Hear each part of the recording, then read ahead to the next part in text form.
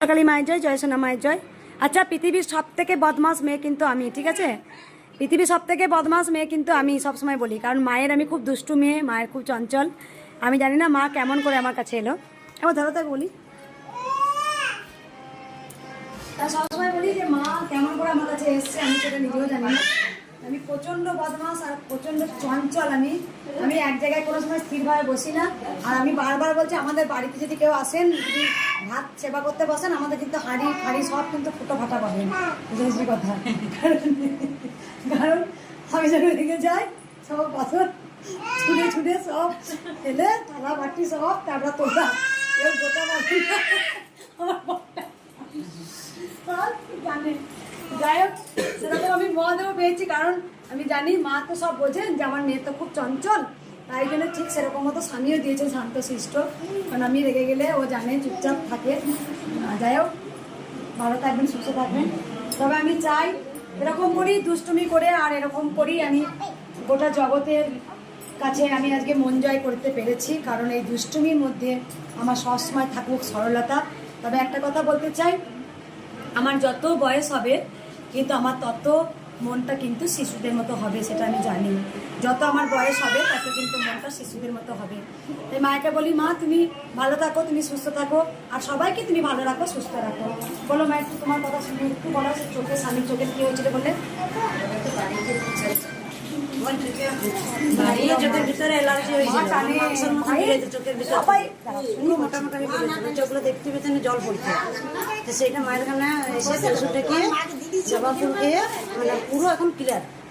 এই 2 বছর কোনো ট্যাবলেট, মানে কোনো ডাক্তার, কোনো কিছুই নেই। কি স্বপ্ন দেখেছিলে মায়ের, সোনা মায়ের, কৃষ্ণকালী মায়ের স্বপ্ন দেখে? মাকে প্রণাম করতে পারিনি, মঙ্গলা মাকে দিদিমা কাঁদছিলাম ঘরে, আমি মা প্রণাম করতে পারিনি, কেন আমার এমন হচ্ছে। আর মায়ের জন্য মন অস্থির হয়ে যাচ্ছে, প্রণাম করতে পারিনি। তখন সেদিন রাত্রে মা আমার স্বপ্ন দিয়েছে যে দেখ মঙ্গলা মা কে বটে, পুরো তারা মা, কৃষ্ণকালী মা আর মঙ্গলা মায়ের মুখটা পুরো একদম উপরে, এমনি তারা মা, কৃষ্ণকালী মা আর মঙ্গলা মায়ের মুখটা পুরো আমি যেন নাইটের মধ্যে দেখতে, পুরো বিকাল দেখতে পেয়েছি আমি ঘরের মধ্যে। মা চেন্নাই থাকে না, একটা কথা বলি, জয় কৃষ্ণকালী মায়ের জয়। এই যে মা, বাবা কিন্তু একজন অ্যাডভোকেট, ঠিক আছে? বাবা কিন্তু অনেক দূর থেকে এসেছেন, তবুও এখনো সময় দিয়ে মায়ের কাছে পড়ে রয়েছেন। কেন না বলি, মায়ের মুখটা যেই এসে দেখেন, কয়েকদিন আগে কতগুলো ছেলে এসেছিল, তারা এসে বলছে, আচ্ছা মা, এই মায়ের মুখটা এত সুন্দর কেন লাগে দেখতে, এত আকর্ষণ কেন করে, কেন? সত্যি করে সবাই বলে যে কৃষ্ণকালী মায়ের মুখটা, আমরা এত, মা তো একটাই, মা তো একজনই, তবু আমরা কৃষ্ণকালী মায়ের মুখটা এত সুন্দর, এত অপূর্ব লাগে কেন? মা কিন্তু একটাই, সে দক্ষিণেশ্বরের মা বলুন, কালীঘাটের মা বলুন, আদ্যাপীঠের মা বলুন, মা বোয়াইচন্ডে বলুন, মা যেখানেই মা বলুন, মা কিন্তু একটাই। মা কামাখ্যা মা গিয়েছিলেন, আমি যেমন গিয়েছিলাম, মা কিন্তু একটাই। আমি বারবার মা জগৎজননী, মা ব্রহ্মময়ী, মা কৃপাময়ী, মা দয়াময়ী, মা করুণাময়ী। তাই জানি না কৃষ্ণকালী মায়ের মুখটা, আমার কিন্তু এই কৃষ্ণকালী মায়ের মুখটা পুরো একদম তৈরি করার কথা ছিল সোনা মায়ের মতো, কিন্তু মায়ের মুখ মা নিজে নিয়েছে। আর যখন মা প্রথম আসে বাড়িতে, তখন যেই মায়ের মুখটা খুলছি, মায়ের মুখটা যেন কেমন বিভৎস একটা রূপ ছিল, প্রথম ভিডিও দেখবো মা। কিন্তু জানি না আস্তে আস্তে মায়ের রূপ এত সুন্দর হয়ে গেছে নিজে নিজে, আর যত দিন যায় মা কিন্তু আরো সুন্দর দেখতে লাগে, মায়ের রূপ আরো যেন ফেটে বেরিয়ে আসে। যাই হোক, আমি হাসলে মা হাসে, সেটা বোঝেন, কারণ মায়ের সাথে আমার কথা হয়, এটা আমি সবাই জানেন, মায়ের সাথে আমার কথা হয়। কারণ লোকে আমায় পাগল বলুক, পাগল আমি নয়, সবসময় কথাটা বলি। কারণ এই যে মা এলেন, মায়ের হাইট মা নিজে বললেন, মায়ের নাম নিজে বললেন, মায়ের মন্ত্র জয় কৃষ্ণকালী মায়ের জয়, এটাই। আর সব থেকে বড় প্রমাণ দেখুন, মায়ের নাম কিন্তু কৃষ্ণকালী, কৃষ্ণকালী হয়ে এসেছে। কারণ আমাদের অনেকের সময় ভুল ধারণা থাকে যে কৃষ্ণ পুজো করলে কালী পুজো করা যাবে না, কালী পুজো করলে কৃষ্ণ পুজো করা যাবে না। কিন্তু মা ঘোর কলিযুগে বুঝিয়ে দিয়েছেন যে আমিই কৃষ্ণ, আমিই কালী, আমি এক এবং অদ্বিতীয়। আমাকে তোমরা সবাই যে যেমন তাকে পুজো করবেন, সেটাই আমি খুশি। তাই অনেকে বলে যে সাই বাবাকে কেউ ভালোবাসেন, আর কেউ ভালোবাসেন বাবা লোকনাথকে, কেউ ভালোবাসেন মা দুর্গাকে, কেউ ভালোবাসেন দেবাদিদেব মহাদেবকে। তা কিন্তু ভগবান এক এবং অদ্বিতীয়। আপনি ভক্তি ভরে যাকেই পুজো করবেন, সে হরিকেই পুজো করা হচ্ছে। তাই কৃষ্ণই কিন্তু কালী হয়ে এসেছেন।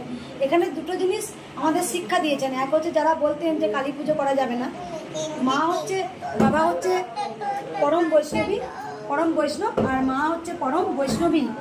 বাবা হচ্ছে মহাকাল আর মা হচ্ছে মহাকালী। তাই আমি সবসময় বলবো, অনেকে জানেন না এটা, যে যেই কৃষ্ণ সেই কালী। তাই আর কিছু বলবো না, মায়ের কাছে প্রার্থনা করি। আমি সকল সন্তানকে বলবো, যারা মায়ের কাছে পুজো দিতে আসে তারা কিন্তু কখনই বলবেন না যে মা তুমি শুধু আমাকেই ভালো রাখো। সবসময় বলতে হয় মা তুমি সবাইকে ভালো রাখো। কারণ জানি এই কথাটা বললে ভগবান আরো খুশি হয়, মানে সত্যি করে তুই সবার দিকে চিন্তা করিস যে সবাই ভালো থাকুক, এটা বলতে হয়। আমি এলাম মন্দিরে, আমি ফুল দিলাম, আমি মাকে ফল দিলাম, দিয়ে বললাম মা আমাকে তুমি ভালো রাখো না। মা আমাদের সবার জন্য প্রার্থনা করা দরকার। গোবিন্দর কাছে যেই যান, যে কোনো মন্দিরে যাবেন না কেন, আপনি আপনারটা আগে বলবেন না, আপনি বলবেন মা তুমি সবাইকে ভালো রাখো, তুমি সবাইকে সুস্থ রাখো। আর জানেন অনেকে বলে তো যে মায়ের চরণ থেকেই ফুল দিন। যার ভক্তি থাকে, অনেক ভক্ত ওখানে যখন ওখানে যখন হ্যাচারি থাকতো না, অনেক জনা ফুল ডালা থেকে পড়ে গিয়ে মাটিতে পড়ে থাকতো, অনেক ভক্ত দেখতাম যে সেই ফুলই কিন্তু কুড়িয়ে ভক্তি করে নিয়ে যেতে হবে। কারণ ভক্তিতেই মুক্তি, ভক্তি যতটা আছে মুক্তি ততটা হবেই হবে। রাধে রাধে, রাধে রাধে। কৃষ্ণ ভগবান স্বপ্ন দেখেছিল